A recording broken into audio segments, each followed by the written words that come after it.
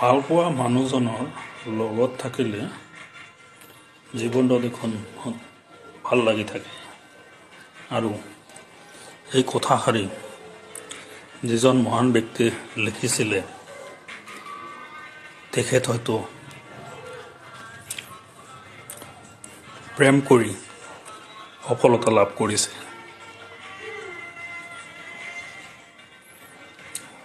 আৰু এই কথাষাৰি চাই ময়ো আৱেগিক হৈছোঁ।